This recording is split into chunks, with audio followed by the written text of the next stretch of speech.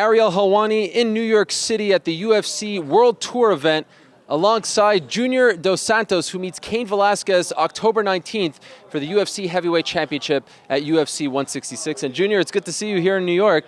You started in San Francisco, then you went to LA, now New York. How are you liking this World Tour event? Well, I think it's very good for us, to promote our fight and to meet the fans. I like this contact we have with the fans, so it's been good. Are you tired? It's a lot of traveling. No, last night, I slept very well. So what's it like being with Cain on all these press stops? I mean, you fought this guy twice, so you know him, but you have to be around him a lot. Do you like that? Yeah, I like it. Actually, Cain Velasquez is very respectful all the time and quiet.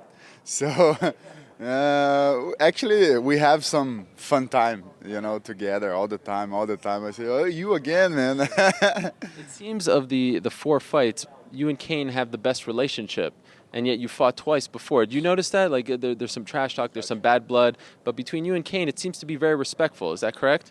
Yeah, I think it's part of our, who we are, And I like to be respectful. He likes to be respectful too. We don't need to say bad things or, just to promote the fight. People know in the day of the fight, we're going to bring everything to inside the octagon and give a excellent show for them.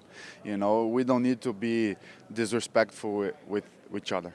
Clear something up for me. Did you say that Cain Velasquez hits like a girl? Yeah, I said that. How can you say that? I explained that. I already explained that a little bit. I wasn't my intention to be disrespectful. I was in a comedian show in Brazil, and we were talking about my last fight that I got beat by Cain, and I was very swollen in that fight, but I didn't have cuts. Then I said that, I was big, but no cuts. So he hits like a girl, and then the guys laugh a lot, but it becomes in the wrong way, after that. So, but I wasn't my intention to be disrespectful. In the second fight, it went a lot different than the first fight. He dominated you, he rocked you several times. Why did it go so differently? Why couldn't you figure him out in the second fight like you did in the first fight? Well, I think he came up for that fight very well prepared, like with a good strategy, and I wasn't actually.